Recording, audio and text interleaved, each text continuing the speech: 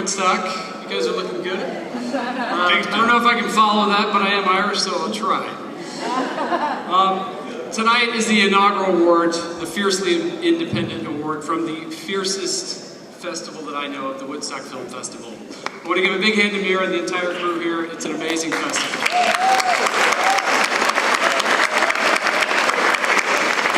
And it's about fucking time we gave this award.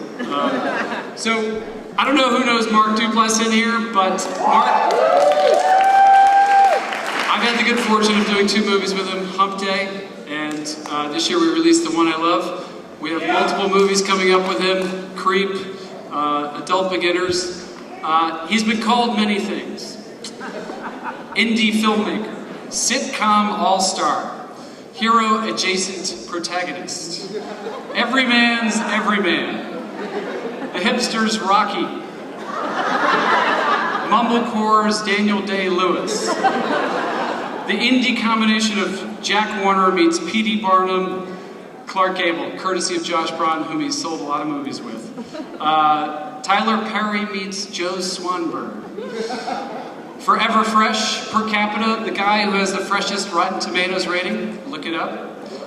The Soderbergh of minutia-oriented relationship studies. The shoestring Spielberg. The great middle-class savior of independent film. That's actually true. A rich man's Ron Livingston. A poor man's Ben Affleck. Actually, I think he would have been better in Gone Girl than Ben Affleck. In less than a decade, he's made over 35 films, whether he was an actor, director, producer, or writer. He's been involved in 3 series. In large part, he's made most of that independently. He's worked with his greatly talented brother, Jay Duplass. They did Puffy Chair together, Baghead, which were both films here at the Woodstock Film Festival. Cyrus, Jeff Who Lives at Home, Dodeca Pentathlon. As a producer, the upcoming Adult Beginners, Skeleton Twins, which is out now, The One I Love, Creep, Bad Milo, Safety Not Guaranteed, Black Rock, Your Sister's Sister. It goes on and on and on. As an actor, he was the only weak link in Zero Dark 30. I'm kidding. Actually, I felt humiliated that the studio had co-opted him to be in this big movie. He was in Hannah Takes the Stairs, which, as we all know, he is known as one of the godfathers of mumblecore. And when I explained to Harvey who Mark Duplass is, because I think he knows, but I put it in terms that he understands, he's like Quentin Tarantino and Colin Firth, but for the price of one. And he loves that. But for me, both personally and professionally, he's meant a lot to me.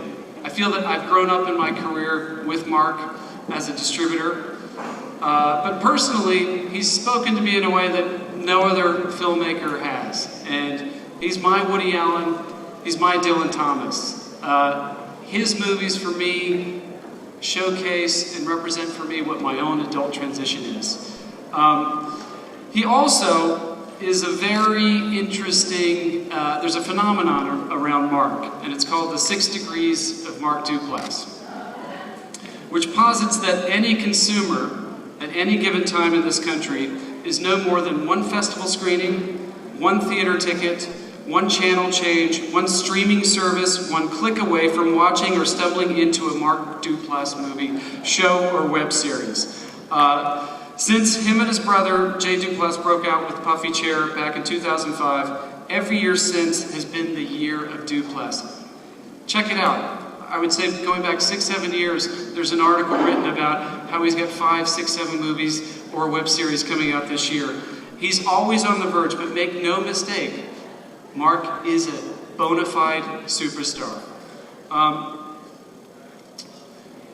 So as it turns out, Mark isn't actually taking over the world or ascending into the movie business by paying his dues. He hasn't sold out to the studios or networks by compromising his artistic vision. No, not at all. He's been doing the same thing from day one. The only difference is that we all have wound up in his corner of the sandbox. So Mark, whether we call you a method actor, a musician, he is a great musician by the way, a multi-hyphenate extraordinaire, a middle-class working hero, a model husband and father, a millionaire. Yes, he's done very well for himself. Check him out on his celebrity net worth. The mop of mops. I think his hair is getting its own sitcom next year. A media mogul, a macha or a mensch. To me, the thing that makes you the greatest of all and the fiercest of independent producers, directors, writers, actors is that you've always been Mark.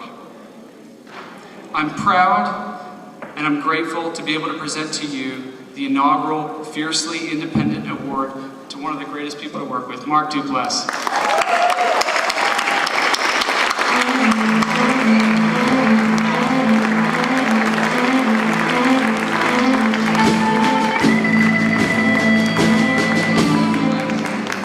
Read you back Tom Quinn's speech because I really appreciated that. Guys, who else is gonna have sex with Tom Quinn tonight? I mean, come on. Yes.